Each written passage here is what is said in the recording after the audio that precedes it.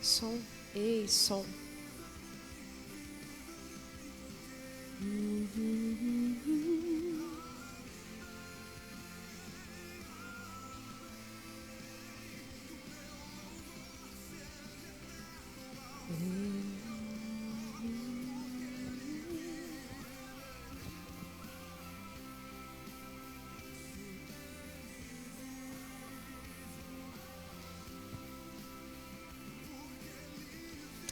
Ei, vai tirar o som?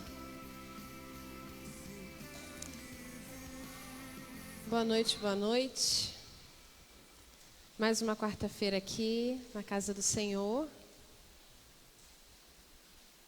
Precioso é o Senhor e tem nos dado graça e tem nos dado tudo aquilo que precisamos. Amém?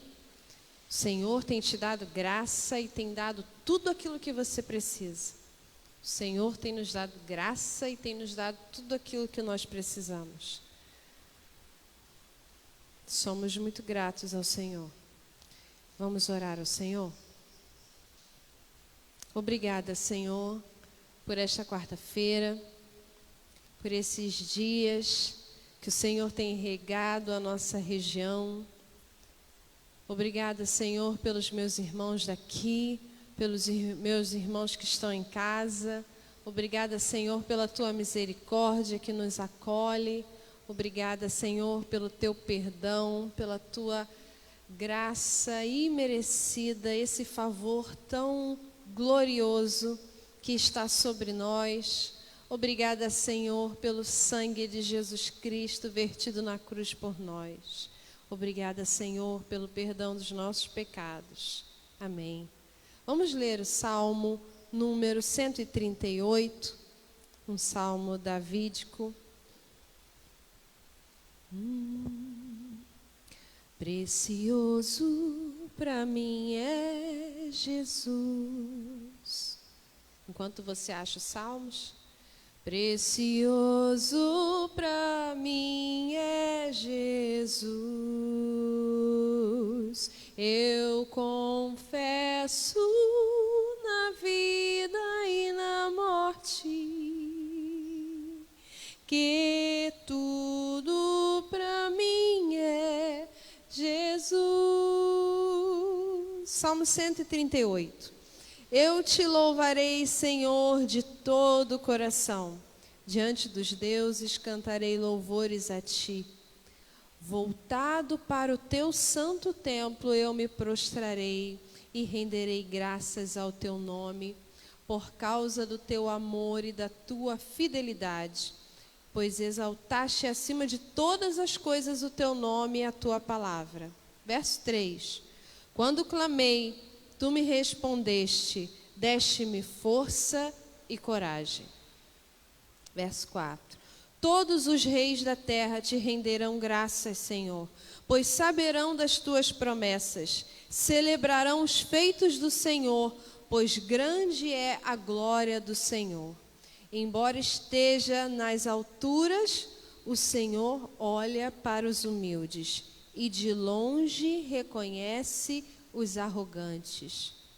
Ainda que eu passe por angústias, tu me preservas a vida da ira dos meus inimigos. Estendes a tua mão direita e me livras. O Senhor cumprirá o seu propósito para comigo. Teu amor, Senhor, permanece para sempre. Não abandones as obras das tuas mãos. Verso 8. O Senhor cumprirá o seu propósito para comigo. Teu amor, Senhor, permanece para sempre. Não abandones as obras das tuas mãos. Glória ao Senhor. Esse é o Salmo 138. E nós também rendemos graças ao Senhor.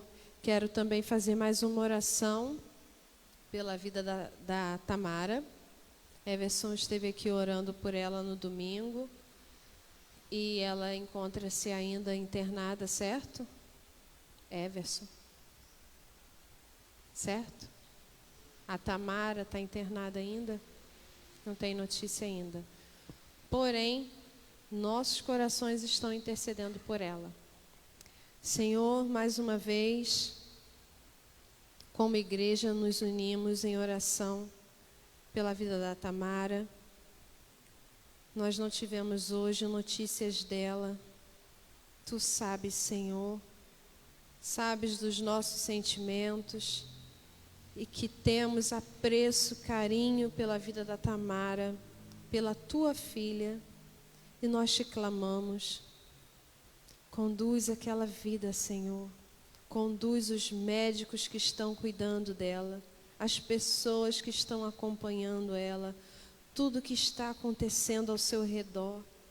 Ó Senhor, nós invocamos. Eu creio que não somente nós daqui, mas pessoas de outros estados, de outros lugares estão com o seu coração inclinado a clamar ao Senhor. Atende, Senhor. Atende, Senhor. Tua misericórdia, teu poder sobre a vida da Tamara. Tu podes levantar qualquer um do leito. Tu podes tudo. A vida e a morte estão sob o teu controle, Senhor.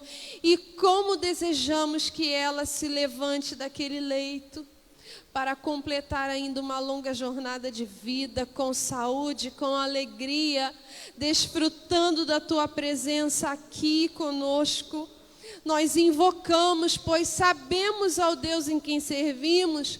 Tu és Deus de milagres, Tu és Deus de provisão.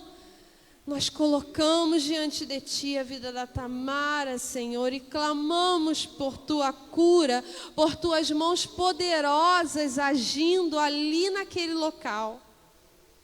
Em o nome de Jesus, sobre tantos outros irmãos preciosos, jovens, crianças, adultos, que estão agora entre a vida e a morte.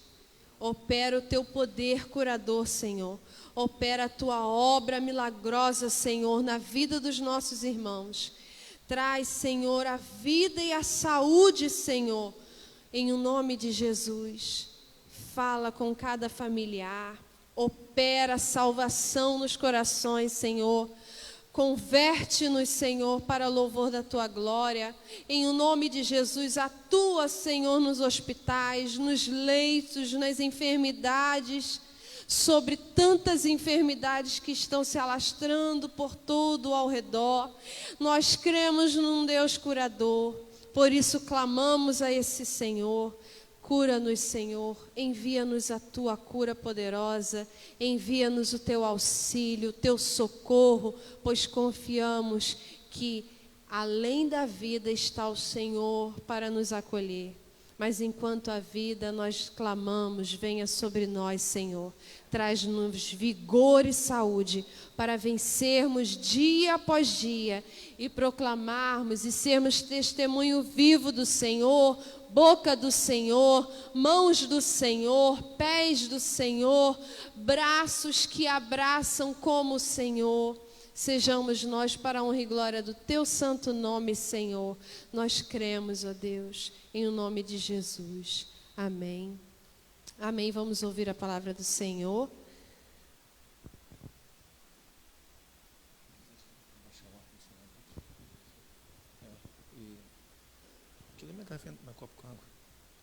Graças e paz a todos que estão nos acompanhando pela rede social. Pink, graças e paz. Marina.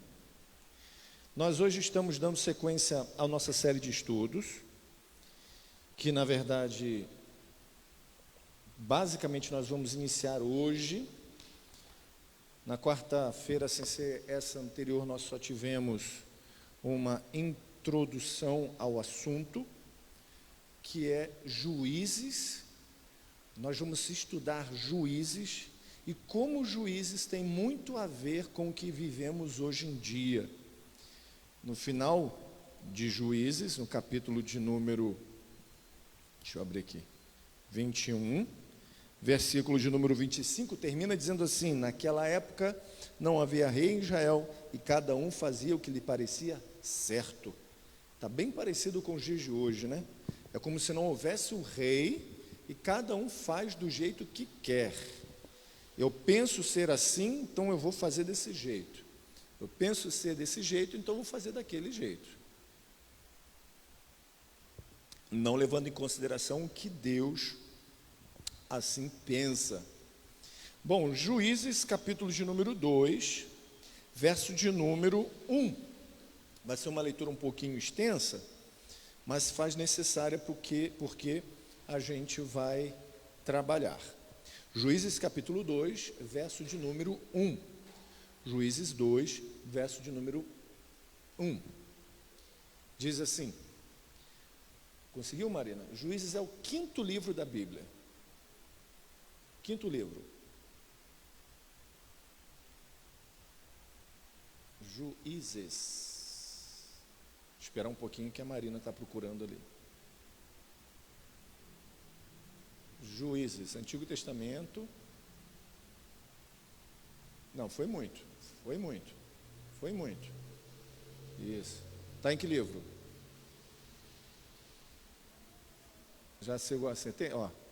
Gênesis, Êxodo, Números, Deuteronômio. Êxodo, Gênesis, Êxodo, Levítico, Números e Deuteronômio. Aí vem Josué, Juízes. Achou? Tá bom. Você vai achar. Então, Juízes capítulo 2. Juízes 2. Amém. Você que está em casa aí, Juízes 2, verso de número 1. Juízes 2, verso de número 1. Diz assim: O anjo do Senhor subiu de Gilgal a Boquim e disse: Tirei vocês do Egito e os trouxe para a terra que prometi com juramento dar a seus antepassados. Eu disse: Jamais quebrarei a minha aliança com vocês. E vocês não farão acordo com o povo desta terra, mas demolirão os seus altares. Por que vocês não me obedeceram? Portanto, agora lhes digo que não os expulsarei da presença de vocês. Eles serão seus adversários, e os deuses deles serão uma armadilha para vocês. Quando o anjo do Senhor acabou de falar a todos os israelitas, o povo chorou em alta voz, e ao lugar chamaram Boquim. Ali ofereceram sacrifícios ao Senhor. Boquim quer dizer pranteadores. Verso 6. Depois que Josué despediu os israelitas, eles saíram para ocupar a terra, cada um a sua herança. O povo prestou culto ao Senhor durante toda a vida de Josué e dos líderes que sobreviveram a Josué e que tinham visto todos os grandes feitos do Senhor em favor de Israel. Josué, filho de Num, servo do Senhor, morreu com a idade de 110 anos. Foi sepultado na terra de sua herança, em Timnat-Heres, nos montes de Efraim, ao norte do monte Gaás. Essa é a palavra do Senhor. Senhor, nós bendizemos o teu nome, agradecemos o Senhor pela sua misericórdia. Obrigado, Senhor, porque o Espírito do Senhor nos conduz ao arrependimento. Em arrependimento nós suplicamos perdão pelos nossos pecados. Aviva-nos, Senhor. Visita a nossa vida. Sim, já fomos encontrados pelo Senhor, já fomos redimidos pelo Senhor, mas buscamos mais do Senhor. Aviva-nos, refrigera-nos, traz sobre nós, Senhor, mais do Senhor, porque os dias são maus, os dias são ruins, são difíceis, e os dias têm nos levado a um esfriamento, meu Pai, geral. Muitos esfriando, muitos acomodando, muitos se deixando a viver uma vida aquém do Senhor. Mas nós queremos mais de Ti.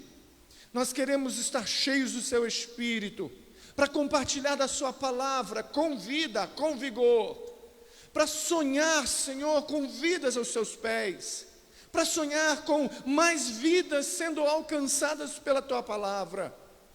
para mais vidas na tua igreja, para mais vidas exercendo a vocação que o Senhor, meu Pai, tem para cada um delas. Então aviva-nos, Senhor, para que não sejamos uma geração que morre e não consegue alcançar a outra. Aviva-nos, Senhor, para que sejamos uma geração cheia do Seu Espírito, que não fica contida dentro dele, mas compartilha com a próxima geração. Aviva-nos, Senhor, de uma maneira poderosa, de uma maneira, Senhor, que sejamos escândalos para os religiosos, mas para o Senhor, vida para aqueles que estão perecendo.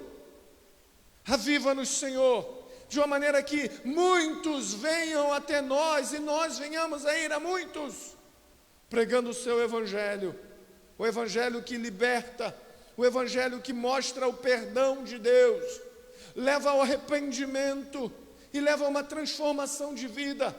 Aviva-nos, Senhor, e que comece hoje em nossas vidas, a partir desta palavra, um avivamento dentro de nós, para que vidas sejam transformadas, e mais do que tudo isso, para que nós desfrutemos do Senhor, fome e sede de Ti, em nome de Jesus, amém.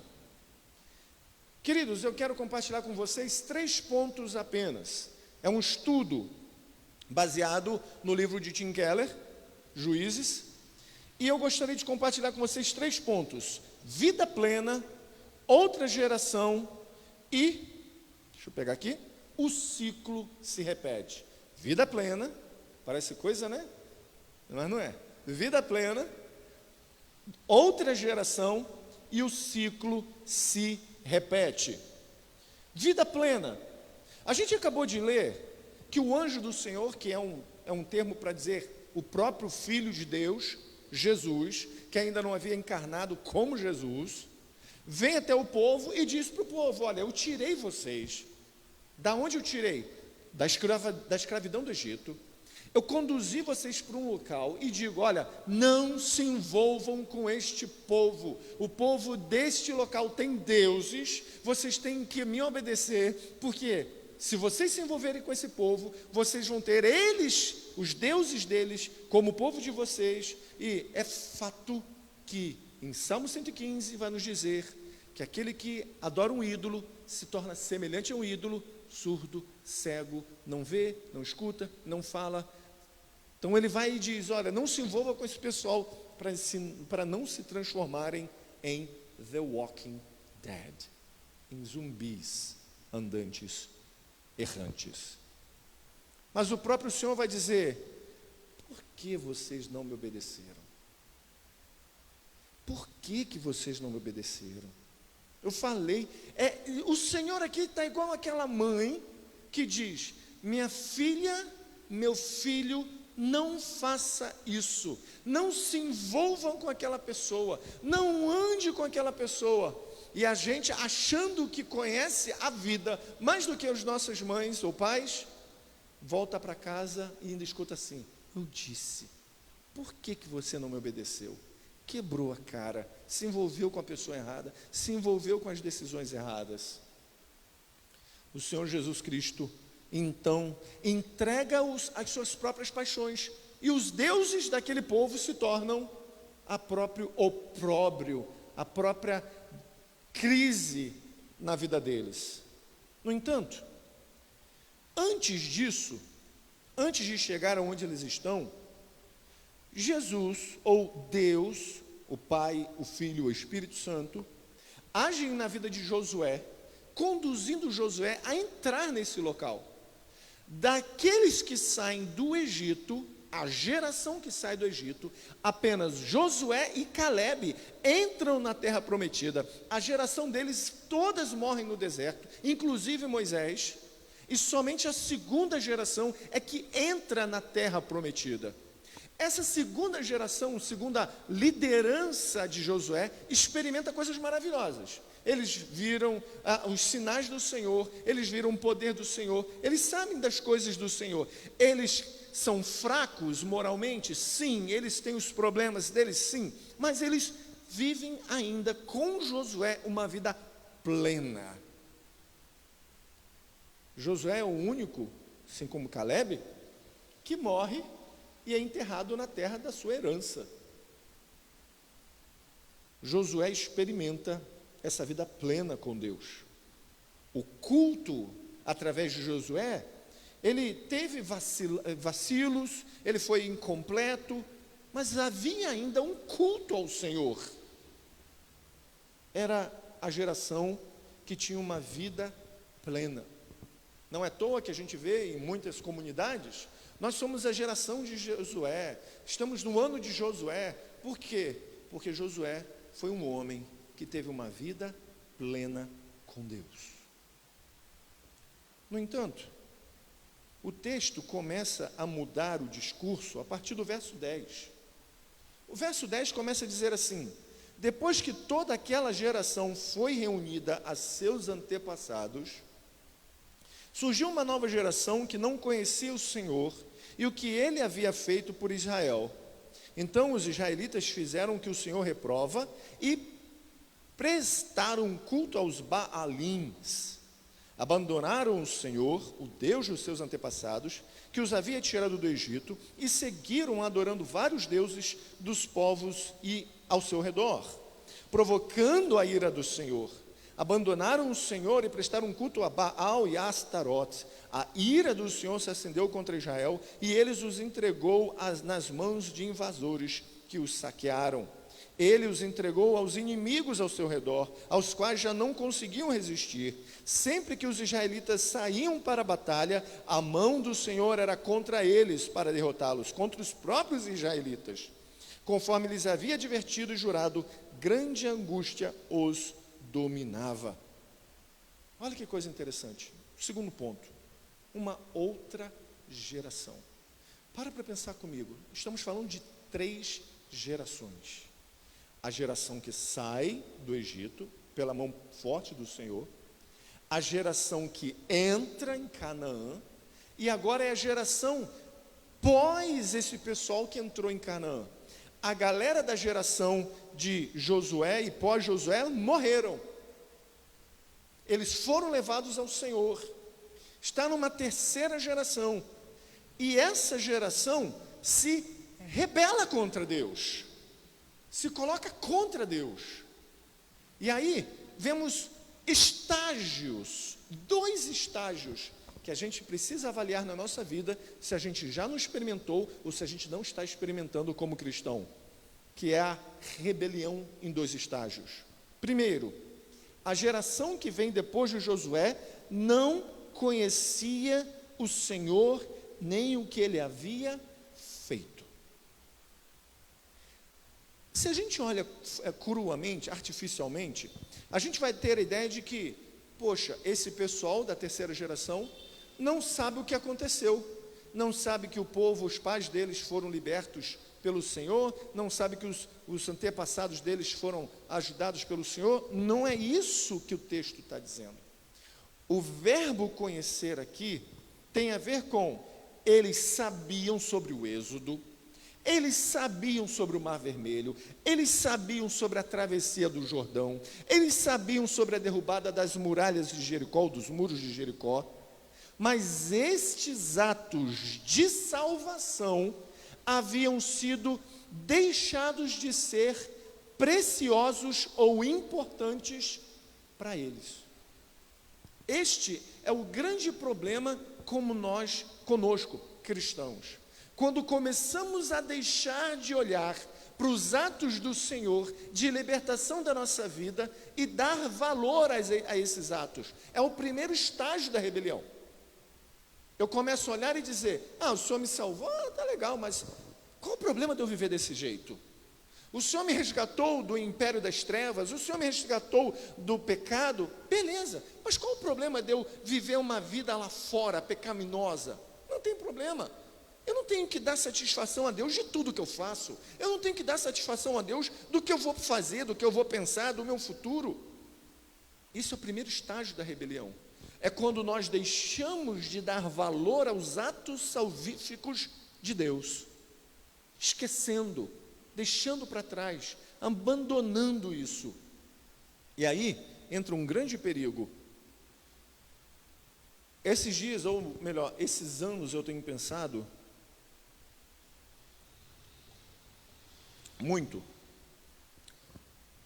Nesses 3 anos a gente perdeu grandes homens de Deus. No Brasil, a gente perdeu o Russell Shedd, a gente perdeu Gregory McNutt.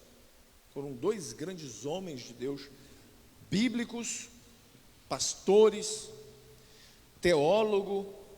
Nos Estados Unidos a gente perdeu R.C. Sproul, Ravi Zachariah, 2 grandes homens de Deus também.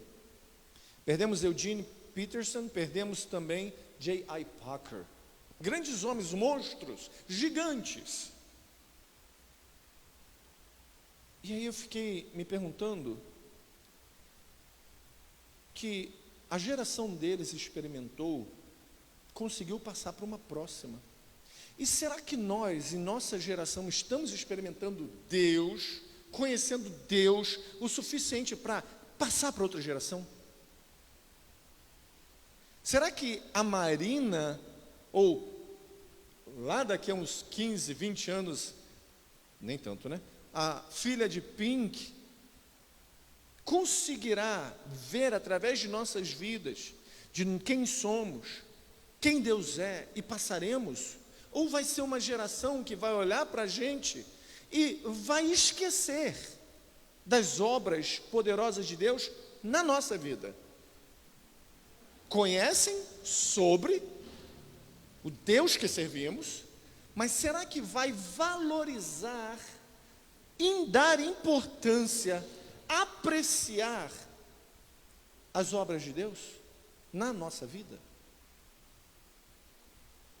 Esse povo, essa geração de juízes, eles não aprenderam a honrar os feitos de Deus e nem se alegrar neles.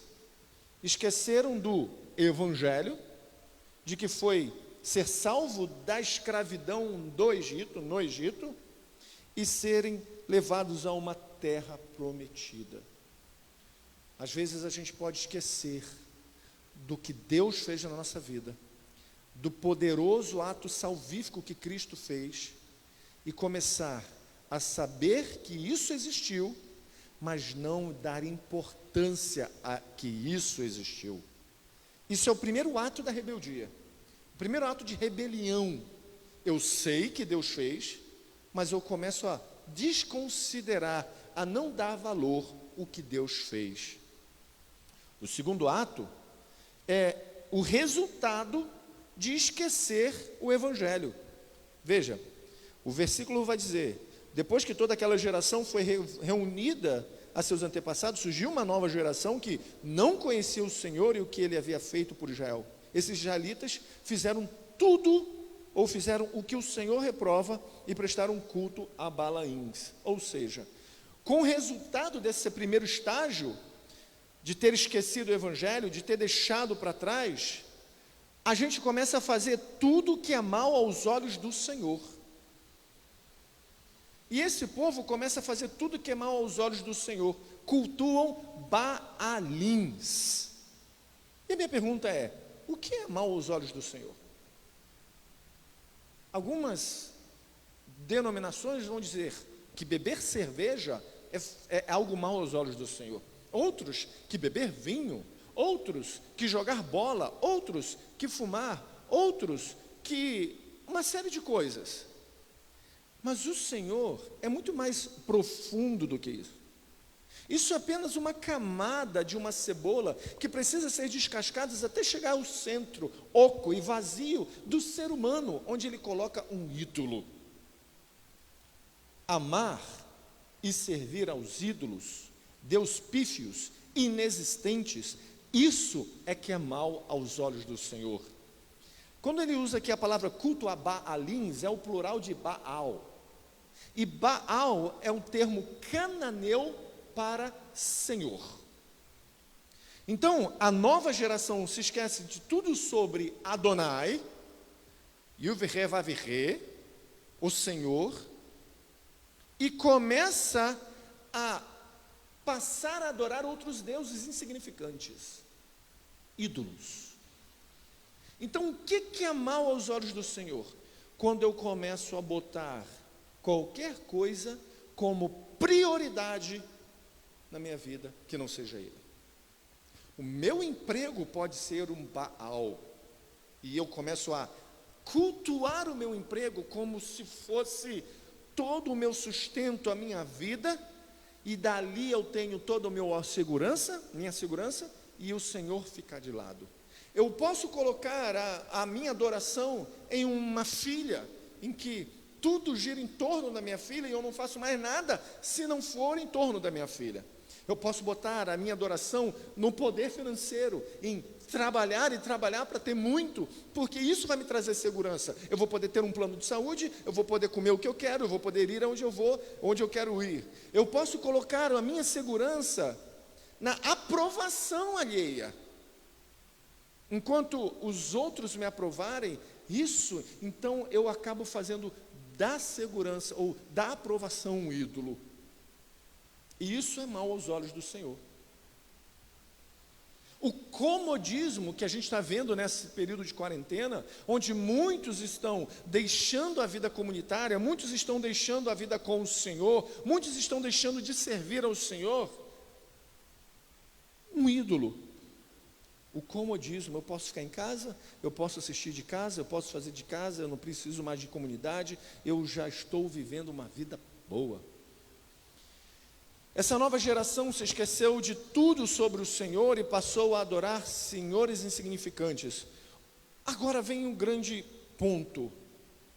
A geração antiga, aqui, eram de pais fracos, muitas vezes descomprometidos, complacentes, mas eles tinham fé. A gente está falando aqui do povo que entra em Canaã, a segunda geração. O povo cultuou ao Senhor. O povo tinha o Senhor como o seu Senhor. Agora, os filhos serviram deuses pífios, deuses insignificantes. De quem é a responsabilidade? De quem é a responsabilidade? Da primeira geração que deixou de ensinar? Ou da segunda geração que endureceu o coração? É uma pergunta, são duas perguntas tensas. Será que a responsabilidade é da primeira geração que não ensinou e por isso os filhos não aprenderam? Ou será que a responsabilidade é da segunda geração que endureceu o coração para os ensinos dos pais? São duas perguntas que não têm uma resposta simples, direta. Culpa dos pais que não passaram. Tá. E o seu coração? Foi um coração aberto a ouvir por outros? Então, a gente tem nessa situação aqui um grande paradigma, uma grande situação, porque pode ser tanto a primeira geração que deixou de ensinar, como a segunda geração que deixou de aprender, porque endureceu o coração. Quanto mais prosseguimos para a pós-modernidade, mais deixamos de ouvir o que os nossos pais ensinam. Está aí a Marina para nos ensinar isso no pão nosso de cada dia. Nina, faz assim. Não, mas eu queria você. Minha filha, passa por aqui que a gente já aprendeu o caminho. Não é, filha?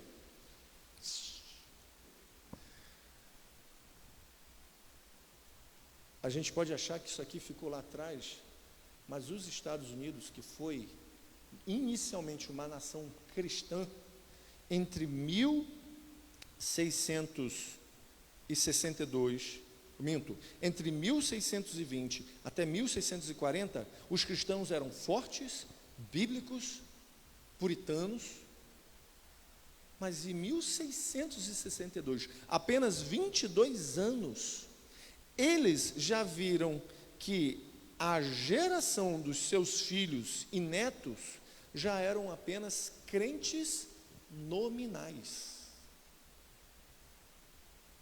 só eram crentes porque diziam assim: meu pai é crente, eu nasci e fui criado na igreja, mas eu não tenho muito compromisso com Deus. Para vocês terem noção, desenvolver uma questão para se votar, você tinha que ter toda uma vida com a igreja para votar no início.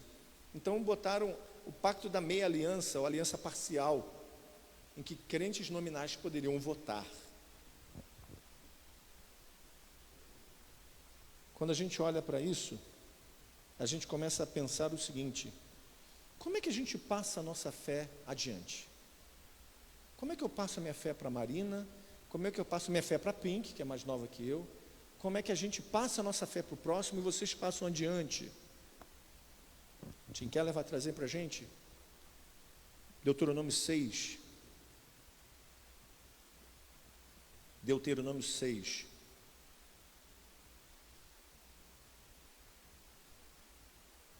Verso de número 4. Deuteronômio 6, verso de número 4, é aquilo que qualquer judeu sabe de cor. Já decorou, já ensinou. Marina, de vez em quando, consegue lembrar. Às noites temos o hábito, que não tem tido ultimamente, mas a gente vai voltar, de citar esse versículo em hebraico. Verso de número 4 do capítulo 6 de Deuteronômio. Ouça, ó Israel, o Senhor, o nosso Deus, é o único Senhor. Shema Israel, Adonai Eloheinu, Adonai Echad. Ame o Senhor, o seu Deus, de todo o seu coração, de toda a sua alma e de todas as suas forças. Que todas estas palavras que hoje lhe ordeno estejam em seu coração. Ensine-as com persistência a seus filhos. Converse sobre elas quando estiver sentado em casa, quando estiver andando pelo caminho, quando se deitar e quando se levantar. Amarre-as como um sinal no braço e prenda-as na testa. Escreva-as nos batentes das portas de sua casa e de seus portões. Aqui a gente vai ver como eles ensinam ou ensinavam, e nós precisamos aprender a ensinar. Primeiro, verso 6. Verso 6. Cadê? A Bíblia tem os versos tudo truncado aqui. Verso 4. Verso 5, perdão. Ame o Senhor e o seu Deus de todo o seu coração, de toda a sua alma, de todas as suas forças. E que todas essas palavras que hoje lhe ordeno estejam em seu coração. Primeira coisa, amar a Deus de todo o coração. O que é amar a Deus de todo o coração, senão ser influenciado por Ele? Quando amamos a Deus de todo o coração, temos Deus como o nosso influencer, o nosso influenciador. Ele nos orienta, Ele nos guia, o que Ele fala é importante, como Ele age é importante, tudo que Ele é e que Ele faz nos traz como que uma lua orbitando ao redor dele. A gente começa a olhar para ele, e viver quem ele é, quer conhecer, quer aprender, quer estudar, quer buscar, quer ficar cada vez mais mergulhado em quem ele é. O oposto também é o contrário. Quanto menos amamos, mais nos distanciamos. Eu falei o quê? É só para ver se vocês estão ligados aí, tá? Viu? O oposto também é certo, o contrário também é certo. Quanto menos amamos o Senhor, menos buscamos. Temos Ele como referência, temos Ele como ideal perfeito, temos Ele como alguém que nos influencia.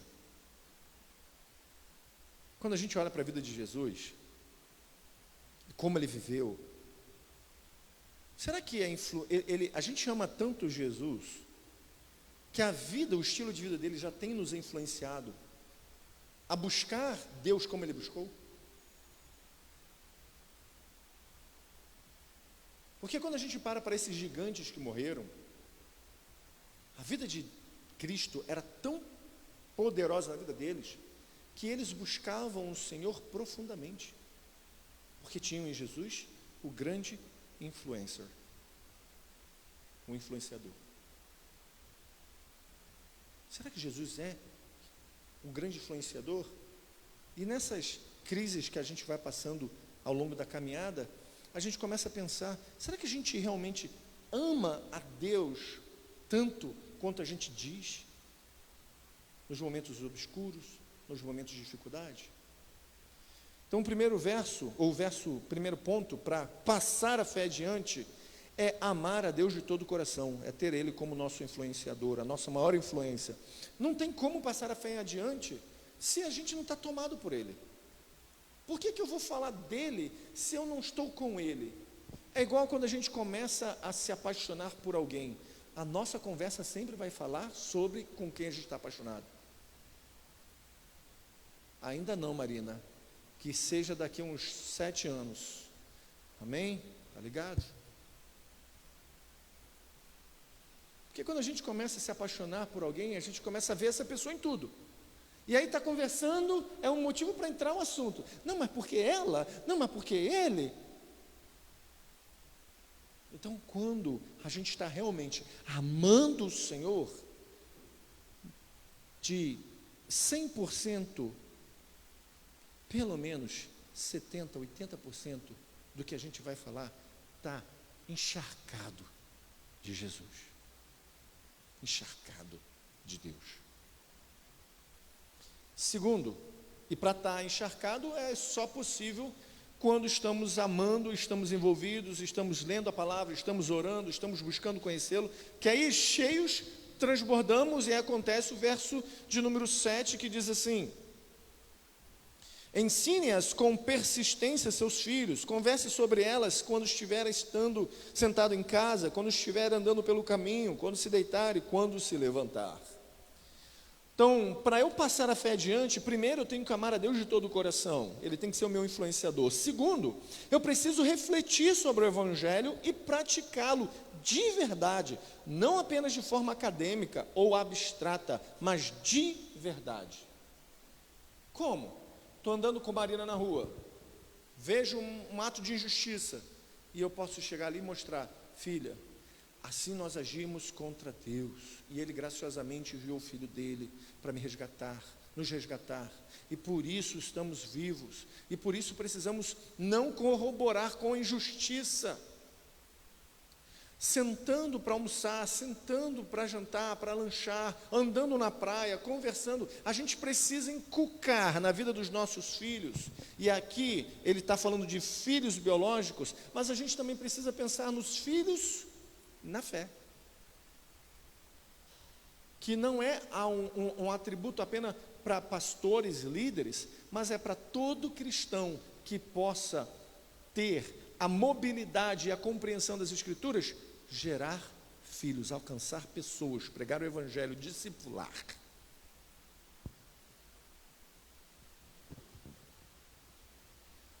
Terceiro, verso de número 20 a 25 do capítulo 6.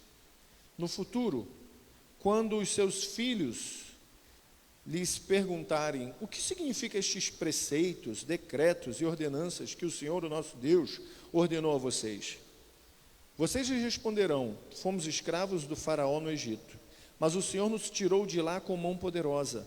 O Senhor realizou diante de nossos olhos sinais e maravilhas grandiosas e terríveis contra o Egito e contra o faraó e toda a sua família.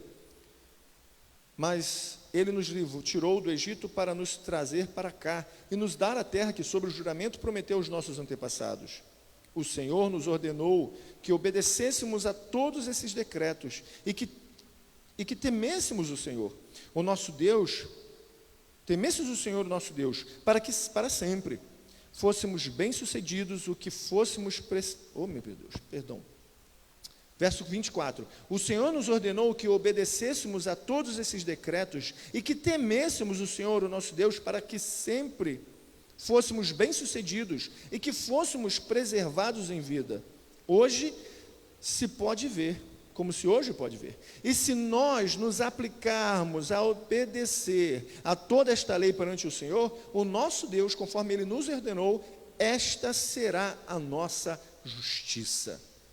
Então, um ponto terceiro é vincular as doutrinas da fé aos atos salvadores de Deus em nossa vida. Como? Testemunhando sobre a diferença que Deus fez em nossa vida, como Ele nos libertou da escravidão. Qual foi a última vez que nós falamos para alguém como Jesus nos libertou do pecado, da escravidão? Quando? O ano passado, o mês passado, hoje? Conversando com alguém aleatoriamente na rua, e a pessoa conversando, e ela descobrindo que nós éramos cristãos. Quando foi a última vez que falamos do poder maravilhoso, gracioso de Deus, através de Cristo, em nos libertar do pecado, da escravidão que tínhamos? Falar da experiência que tivemos com Deus. Parece que as nossas experiências ficaram para trás. Qual foi a última vez que eu falei com alguém que, cara, quando Cristo entrou na minha vida, a minha vida teve sentido, eu passei a ter um sentido, eu passei a ter uma plenitude, algo mudou dentro de mim? Qual foi a última vez que a gente falou? Sermos honestos sobre as nossas lutas rumo ao crescimento. Às vezes as pessoas acham que o cristão, e muitos cristãos, camuflam a vida cristã como se fosse uma vida de apenas uma subida, sem percalços, sem quedas, sem tropeços. Mas devemos ser honestos sobre as lutas que temos rumo ao crescimento. Tem momentos da nossa caminhada que a gente pensa em desistir.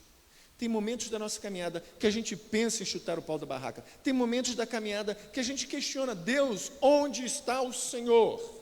Fala! É ser honesto com esses momentos, sendo transparente sobre como nos arrependemos quando isso acontece, quando o Senhor opera na nossa vida. Perguntar e questionar: cadê o Senhor, Deus? Faz parte da nossa caminhada de crescimento, rumo ao crescimento. Mas o arrependimento, o arrepender-se por ter questionado onde Deus estava, também faz parte. É nesse momento de transparência que a gente pode expressar de forma pessoal, informal, a nossa fé. Às vezes a gente quer ser muito formal, muito impessoal, mas a gente precisa ser informal e pessoal. Demonstrar: Marina, papai hoje não está bem. Marina, mamãe hoje não está bem. Estou chateado com Deus, estou preocupado, a minha está difícil. Mas também quando o Senhor, trazendo de forma como Ele fez com Zaqueu, graciosamente indo ao nosso encontro, dizer: Marina, quão grande Deus é, que ainda que a gente passe por momentos de dificuldade, por vales de sombras, da sombra da morte, Ele graciosamente nos faz arrepender-nos, quando Ele diz: eu estou aqui.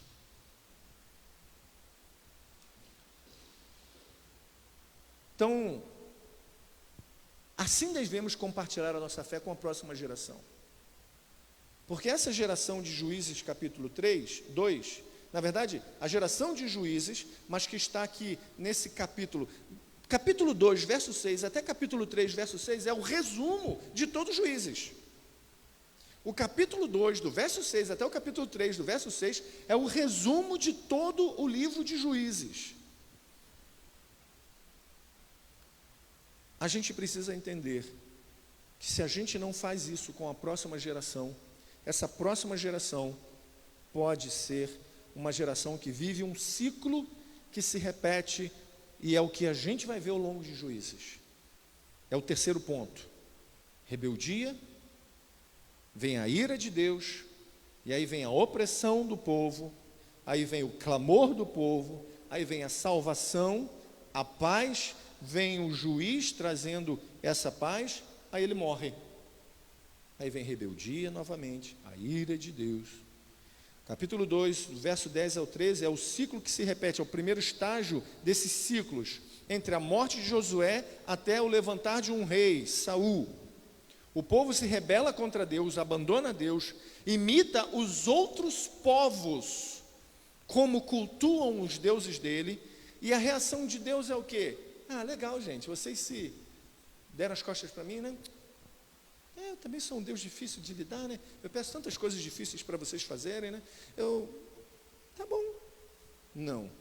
O povo dele se rebela contra ele, e a ação de Deus é irar-se. Irar-se. Verso de número 14 diz: a ira do Senhor se acendeu contra Israel e ele os entregou nas mãos dos invasores que o saquearam.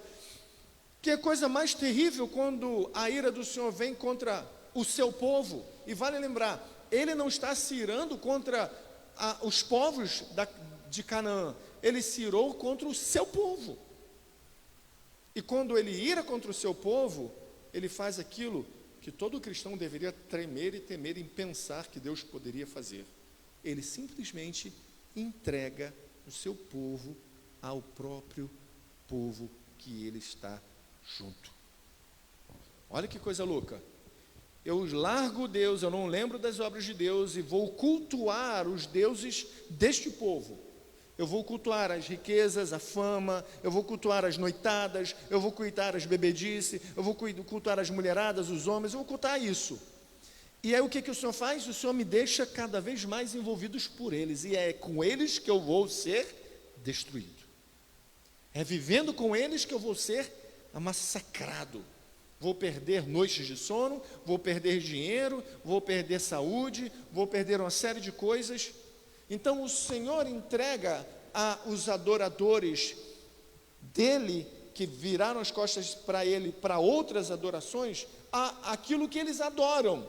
E o próprio povo que eles adoram, os deuses deles, se levantaram e levantarão contra eles.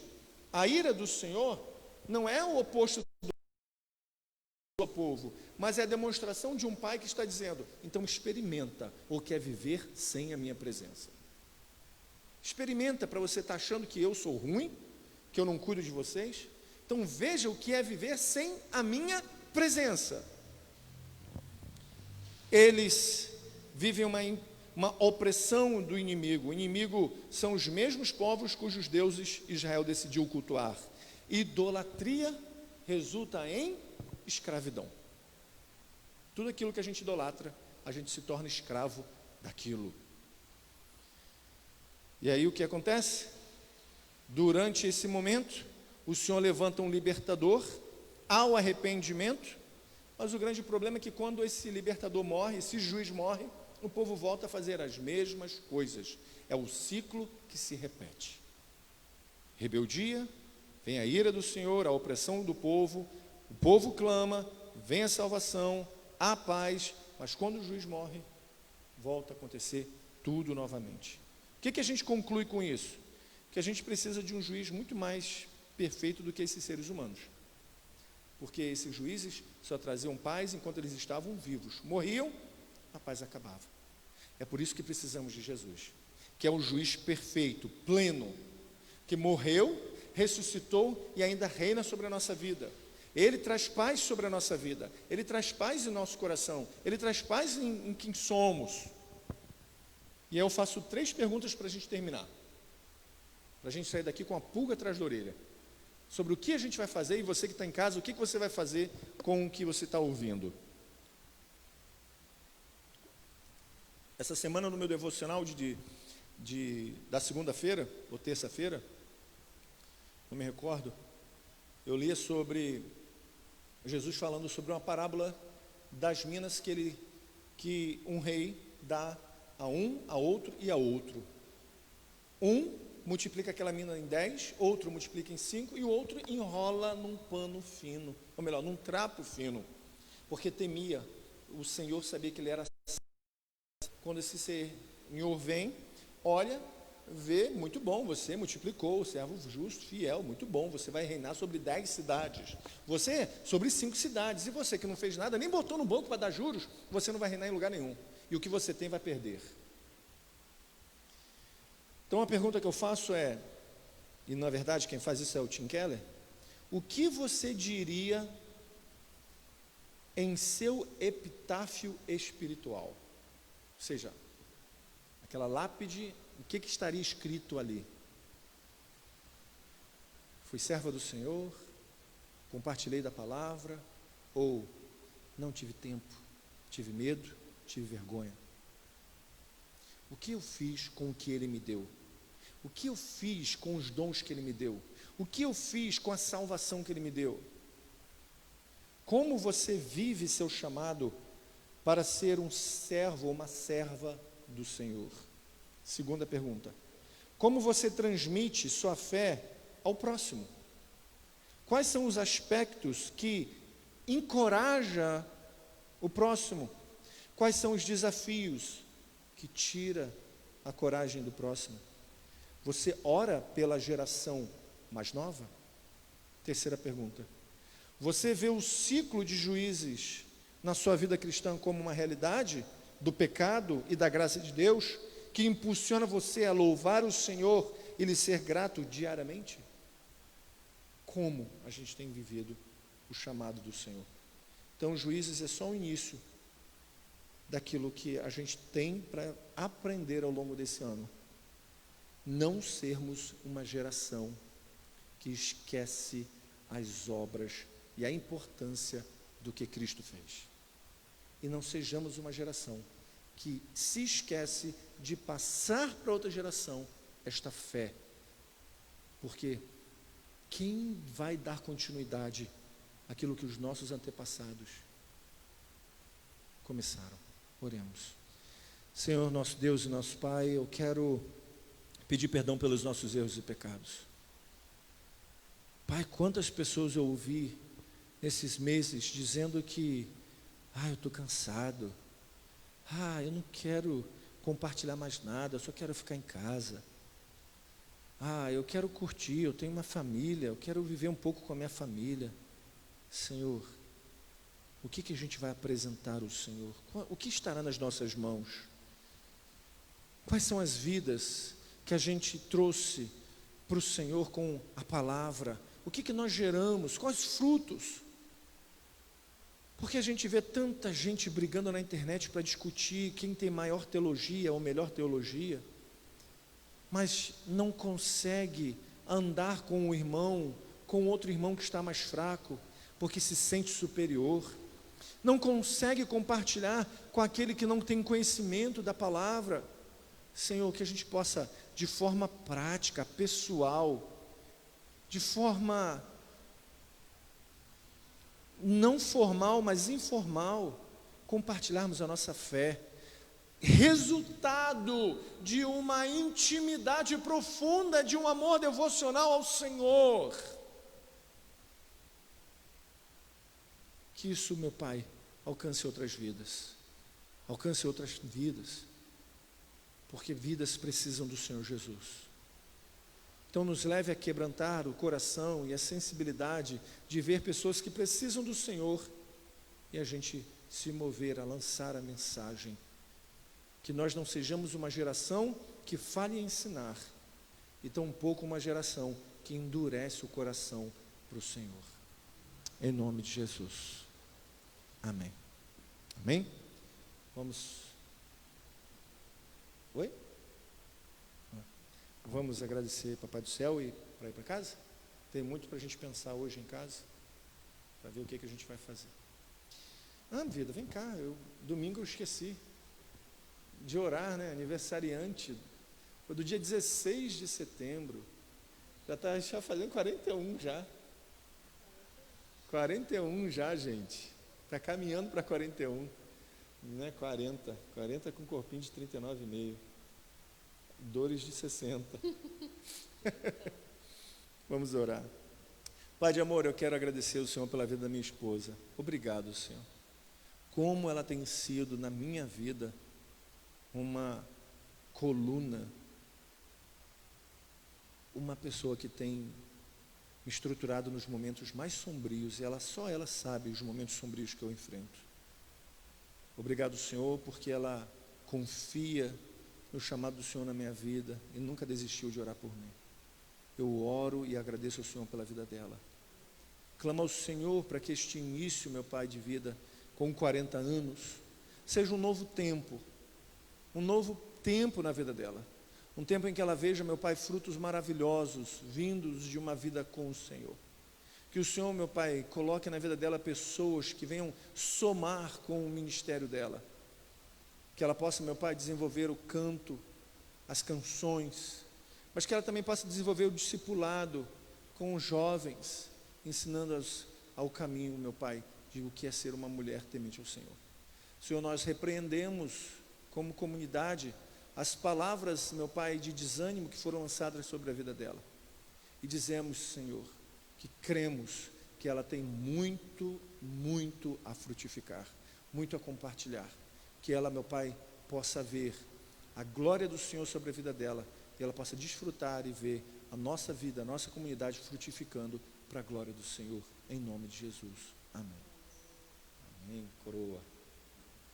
Eu posso chamar de coroa, gente. Ei, coroa. Ai, ai, ai. Eu faço 45, gente, eu já vou indo para os 50. Vamos orar. Pai, eu quero agradecer ao Senhor pela noite de hoje. Obrigado pela Tua palavra, obrigado pelas orações. Abençoe a Pink, Senhor, de uma maneira profunda. Senhor, que ela tenha a mente do Senhor e que ela possa absorver a Tua palavra e que os estudos, meu Pai, de sua faculdade possam ser aprendidos, filtrados e aplicados para que ela se torne, meu Pai, uma excelente, uma grande profissional da psicologia. Que jamais em seu coração falte a fé, mas que a fé do Senhor a mova a usar dos dons que o Senhor deu, para aprendendo sobre, meu Pai, psicologia, ela possa revolucionar a vida de milhares e milhares de pessoas, de ir e mais profundo, a desenvolver, meu Pai, teses e mais ainda, aquilo que o Senhor tem para fazer na vida dela. No nome de Jesus nós profetizamos como igreja, e desejamos sim que ela cresça para a glória do Senhor. Assim, no nome de Jesus, abençoe seus pais, sua irmã e seu irmão, que eles possam desfrutar, meu Pai, da graça do Senhor poderosamente. Abençoe os nossos irmãos e irmãs dessa comunidade de fé, que não puderam estar aqui hoje, por causa da chuva, aqueles que estão, meu Pai, se resguardando, por causa de toda essa situação pandêmica que estamos vivendo. Desenvolva, Senhor, a sabedoria daqueles para que a nossa vacina seja hábil, pronta, funcional, eficaz até o final do ano, Senhor, para que a gente possa estar aqui junto novamente, comungando, cultuando o Senhor. Enquanto isso, Senhor, nos dê sabedoria, força, coragem, estratégia para alcançar os que estão perdidos, para movermos-nos em busca daqueles que estão abatidos, e que em nós haja vida para passar, em nome de Jesus. Que a graça, maravilhosa graça do Deus Pai, que o amor, insondável amor do Deus Filho, e que o profundo cuidado, as consolações, exortações do Santo Espírito, seja uma realidade na nossa vida, até a vinda do Messias. Amém, e amém, e amém. Graças a Deus.